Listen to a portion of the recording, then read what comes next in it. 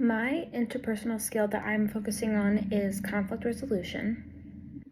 One of my favorite ways out of the four that I have chosen to help my conflict resolution better itself is active listening. I think active listening is the number one or like number two most important thing that I have found in all my research.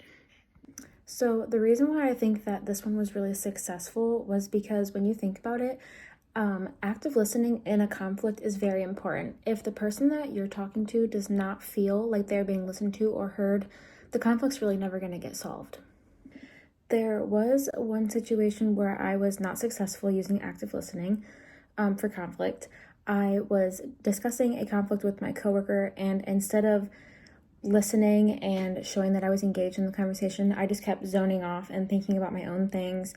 I was thinking about how I was hungry, I was thinking about how I was tired and I wanted to go home from work, and I was not fully engaged in the conversation. And she noticed that. There was also a lot of distractions around me, so a lot of things were catching my eye rather than the conversation that we were having, trying to solve our conflict.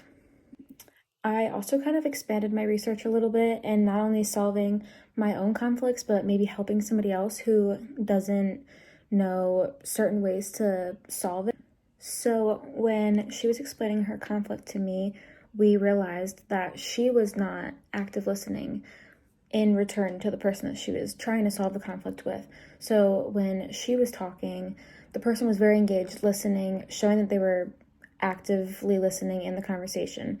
And when it was the other way around, she just couldn't seem to find any ways to be present in the conversation and make sure that as she felt heard, she needed to make sure that the person she was talking to was feeling heard as well. So we went through some specific ways on how to fix that, which can simply being saying, yes, oh yes, I totally understand, oh right, I understand, head nodding, saying no, and we discussed that, and she actually took them into her conversation and they solved their conflict because they were both heard.